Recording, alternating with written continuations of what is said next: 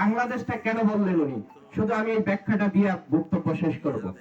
সবার আগে বাংলাদেশ মানে হলো আপনার এই দেশে বসবাস করার জন্য, আপনার এই দেশে বাক স্বাধীনতার জন্য, আপনার এই দেশে গণতন্ত্রের জন্য, আপনার এই দেশে ভোটার অধিকার রক্ষা করার জন্য সবার আগে বাংলাদেশ।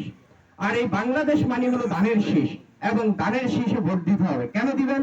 আপনারা কি একটি সন্ত্রাস মুক্ত দেশ চান না? সন্ত্রাস মুক্ত দেশ চাইলে ধানের শীষে ভোট দিতে হবে।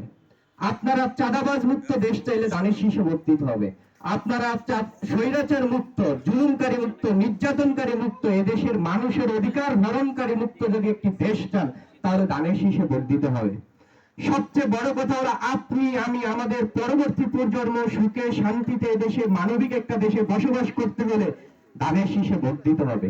আপনি যদি ধানের শীষে ভোট দেন, আমাদের এইখানের বর্তমান ক্যান্ডিডেট জনাব নুরুল ইসলাম নয়ন অত্যন্ত মানবিক এবং ভদ্র এবং এক শান্তিপ্রিয় একজন মানুষ। আজ পর্যন্ত কোথাও কেউ দেখাইতে পারবে না ওনার কারণে, ওনার কর্মীদের কারণে, ওনার নেতার কারণে কোথাও কোনো গন্ডগোল হয়েছে। দেখাইতে পারবে? শুনছেন আপনারা? হয় নাই। তার মানে কি? উনি অত্যন্ত ভালো মানুষ, ভদ্র মানুষ। এবং শুধু ভালো ভদ্র না, উনি সারা বাংলাদেশের আইকন, যুবকদের আইকন। উনি যুব দলের সাধারণ সম্পাদক।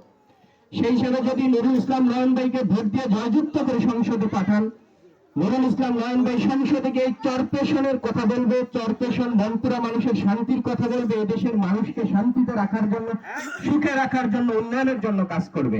আর যদি ধানের শীষ সারা বাংলাদেশে জয়যুক্ত হয়, আমাদের সম্মানিত চেয়ারম্যান তারেক রহমান প্রধানমন্ত্রী হবে। উনি প্রধানমন্ত্রী হওয়া মানে এদেশটা ভালো চলবে, এদেশের মানুষ শান্তিতে থাকতে পারবে, এদেশের মানুষ নিজের ভোটার অধিকার প্রয়োগ করতে পারবে, এদেশের মানুষ ভালোভাবে কথা বলতে পারবে। আপনার আমার পরবর্তী প্রজন্ম নিয়ে সুখে শান্তিতে একটি মানবিক দেশে বসবাস করতে পারবো। নয়ন ভাইকে ধানের শীষে ভোট দিয়ে জয়যুক্ত করে সংসদে পাঠাবেন, আমাদের সম্মানিত চেয়ারম্যান তারেক রহমানকে প্রধানমন্ত্রী করবেন, এই আশা ব্যক্ত রেখে আমি আপনাদের সঙ্গে সংক্ষিপ্ত বক্তব্য শেষ করলাম। আল্লাহ হাফেজ।